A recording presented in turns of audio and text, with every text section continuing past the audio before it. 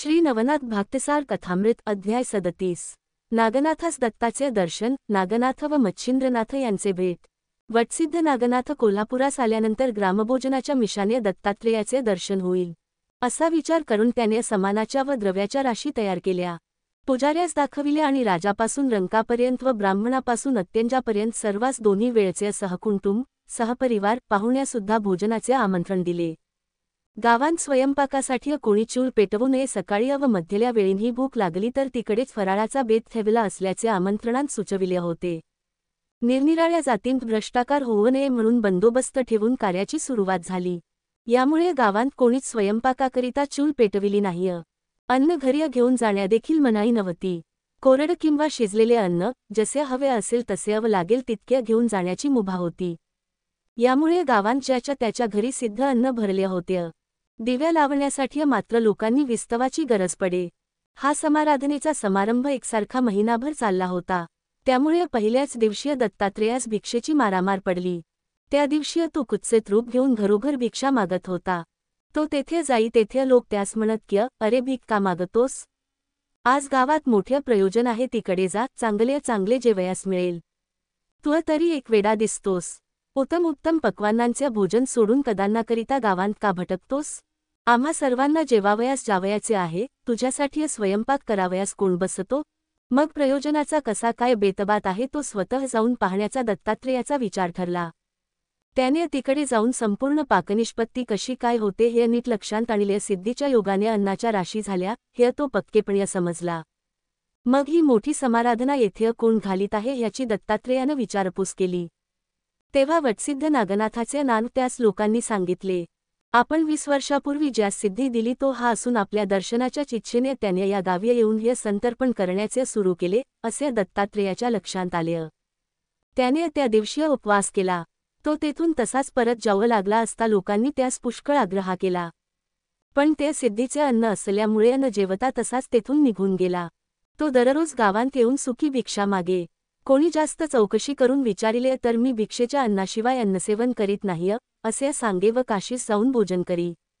याप्रमाणे एक महिना लोटला। नागनाथाने विचार केला की अजून स्वामींचे दर्शन होत नाही हे काय?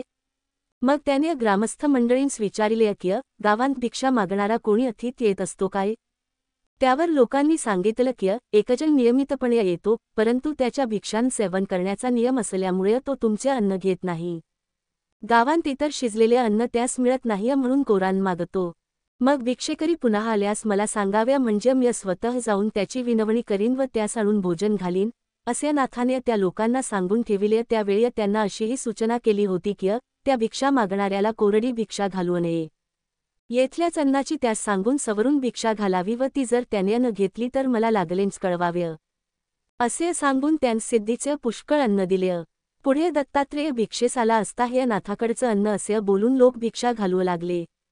ती तो घेईना। मग आपापल्या घरची कोरडी भिक्षा घालू लागले, पण संशयावरून तीही तो घेईना। इतक्यात कोणी जाऊन ही गोष्ट नाथास कळविली। त्या सरसा तो लगबगीने तेथे आला। त्यास लोकांनी लांबूनच तो भिक्षेकरी दाखविला। त्याबरोबर नाथाने त्याच्याजवळ जाऊन हात जोडून पायांवर मस्तक ठेविले। नंतर बहुत दिवसांत माझा समाचार न घेतल्यामुळे मी अनाथ होऊन उघड्यावर पडलो आहे। आता मजवर कृपा करावी अशी स्तुती केली। त्याची तीव्र भक्ती पाहून दत्तात्रेयाने त्यास उठवून हृदय धरिले व तोंडावरून हात फिरविला। तसेच त्याच्या डोळ्यांतले अश्रू पुसले व त्यास एकीकडे नेऊन आपला वरदहस्त त्याच्या मस्तकावर ठेवून कानांत मंत्र सांगितला।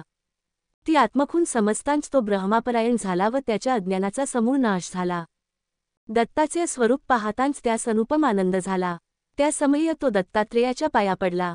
त्यास स्वामीने मांडीवर बसविले व त्याची पूर्वजन्मकथा सांगितली व तू ऐरहोत्र नारायणाचा अवतार आहेस, यामुळे मी तुला सिद्धी दिली होती असेही बोलून दाखविले।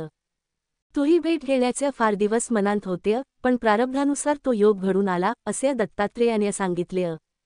मग ते उभयंता तेथून काशीस निघाले। जाताना दत्ताने यनमंत्राने भस्म मंत्रून नाथाच्या कपाळी लाविले व ते एका निमिषांत काशीस गेले।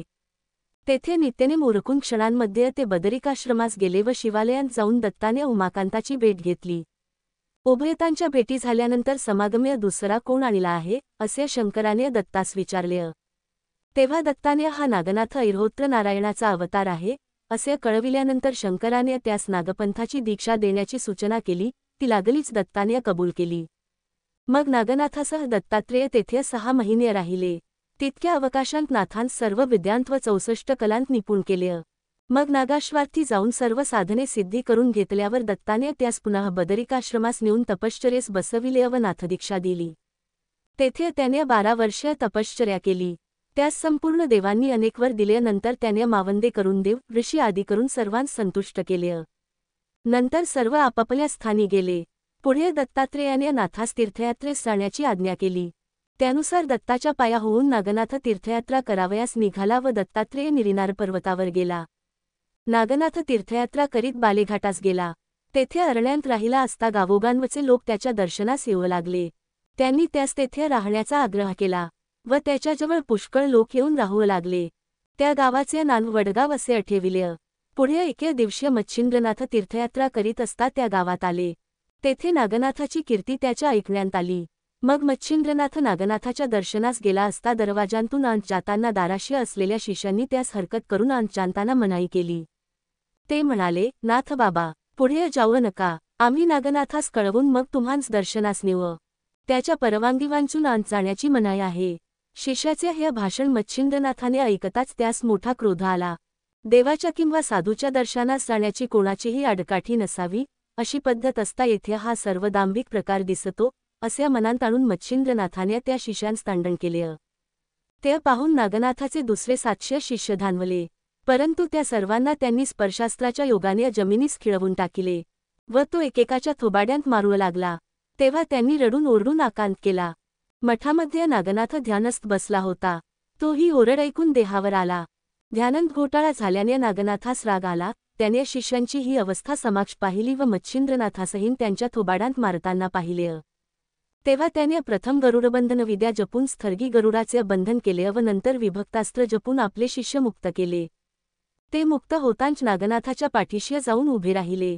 त्या सर्वांना चूर्ण करण्याचा मच्छिंद्रनाथाचा विचार करून पर्वतास्त्राची योजना केली. तेव्हा आपल्या अंगावर विशाल पर्वत येत आहे असे पाहून नागनाथाने वज्रास्त्राचा जप करीतांच इंद्रान्य वज्र सोडून दिले.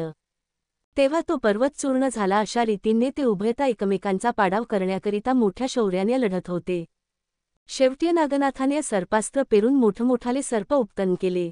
ते येऊन मच्छिंद्रनाथास दंश करू लागले. तेव्हा मच्छिंद्रनाथाने गरुडास्त्राची योजना केली, परंतु नागनाथाने पूर्वीच गरुडास्त्राने गरुडास बांधून टाकिल्यामुळे मच्छिंद्रनाथास गरुडास्त्राचा प्रयोग चालेनास झाला. सर्पाने मच्छिंद्रनाथास फारच इजा केली, तेणेकरून तो मरणोन्मुख झाला. त्याने त्यावेळी गुरुचे स्मरण केले की, देवा दत्तात्रेया, यावेळेस विलंब न करता धाव. मच्छिंद्रनाथाने दत्तात्रेयाचे नाव घेतल्याचे पाहून नागनाथ संशयात पडला. आपल्या गुरुचे स्मरण करीत असल्यामुळे हा कोण व कोणाचा शिष्य ह्याचा शोध करण्याकरिता नागनाथ मच्छिंद्रनाथाच्या जवळ गेला आणि त्यास विचारू लागला. तेव्हा आदेश करून मच्छिंद्रनाथाने आपले नाव सांगून म्हटले, माझा गुरु दत्तात्रेय, त्याच्या मी शिष्य आहे. माझ्याजवळ जालंधर, नंतर भर्तृहरी, त्याच्या मागून रेवण.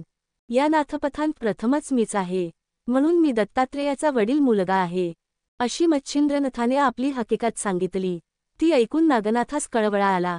त्याने लागलेच गरुडांचे बंधन सोडून गरुडाचा जप केला. तेव्हा गरुड खाली उतरला व सर्प भयभीत होऊन व विष शोधून अदृश्य झाले. गरुडाचे काम होताच तो दोघा नाथांस नमस्कार करून स्वर्गास गेला. नंतर नागनाथ मच्छिंद्रनाथाच्या पाया पडला व म्हणाला, वडील बधू पित्यासमान होय, म्हणून तुम्ही मला गुरुच्या ठिकाणी आहात. मग त्यास तो आपल्या मठांत घेऊन गेला व 1 महिना आपल्याजवळ ठेवून घेतले. एके दिवशी मच्छिंद्रनाथाने नागनाथास विचारले की, तो दाराशीय सेवक ठेवून लोकांना आत जाण्यास प्रतिबंध करतोस, ह्यातील हेतू काय, तो मला सांग. भाविक लोक तुझ्या दर्शनास येतात.